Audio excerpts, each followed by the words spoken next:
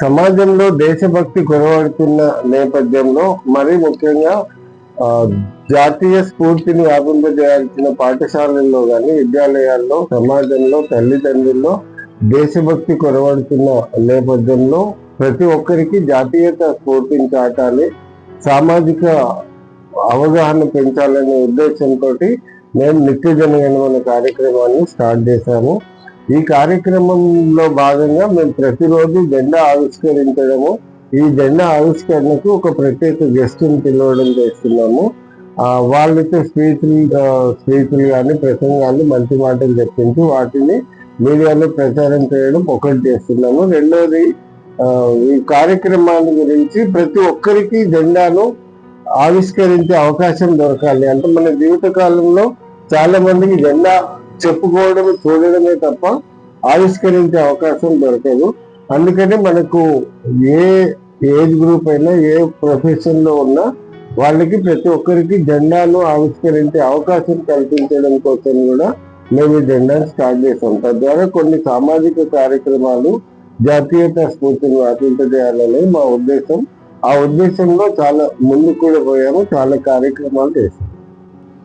మా నిత్య జనగణమన ప్రోగ్రాం మనం హైదరాబాద్ లో శివానంద నగర్ లో స్టార్ట్ చేసి ఈ రోజుకి 1357 రోజులు.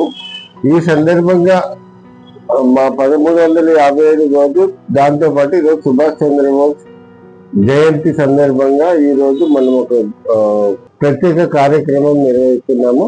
ఆ కార్యక్రమానికి మన గురుజీ నరేందర్ రెడ్డి గారు, T39 టీవీ అధినేత, శిశు మందిర్ ఎక్స్పర్ట్, ఆయన చీఫ్ గెస్ట్ గా వచ్చారు. ఈ రోజు కార్యక్రమం ఉత్సాహవంతం.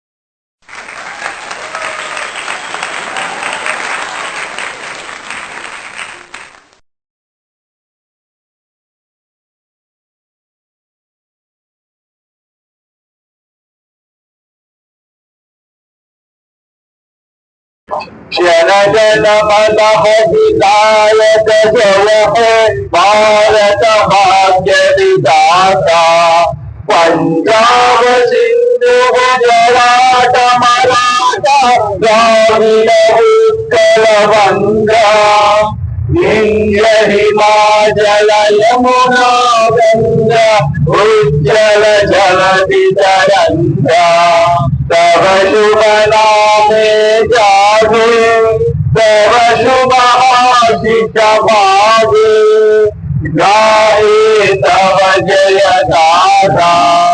जन गण मंगल दायक जय हे भारत भाग्य विधाता, जय हे जय हे जय हे जय जय जय जय हे।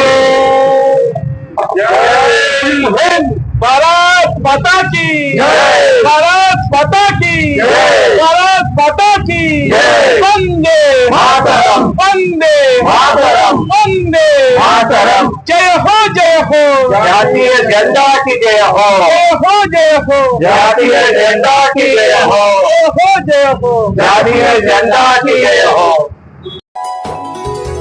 ఉషోదయం పిలిచింది, ఉషోదయం పిలిచింది, ఉద్యమించు సమయమిది, ఉద్యమించు సమయమిది, ఉద్యమించు సమయమిది, ఉద్యమించు సమయమిది।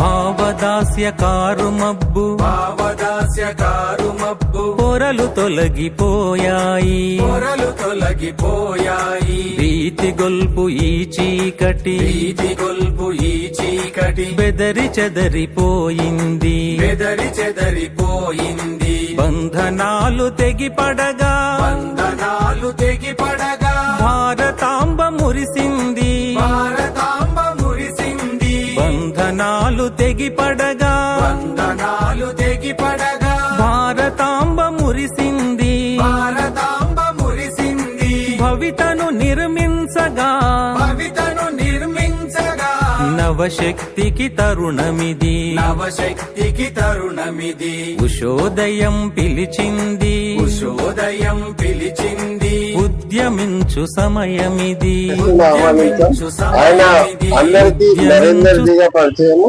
ఆయన సమాజం కోసము తన జీవితాన్ని వెచ్చించి కృషి చేస్తున్నారు.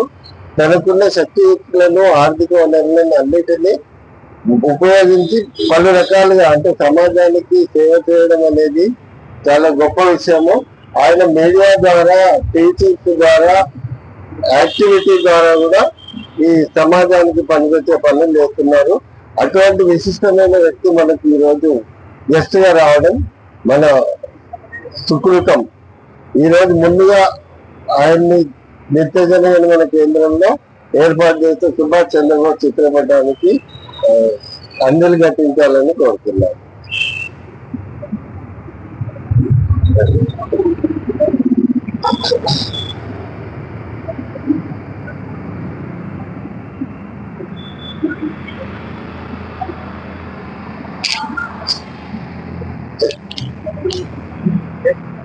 గౌరవనీయులు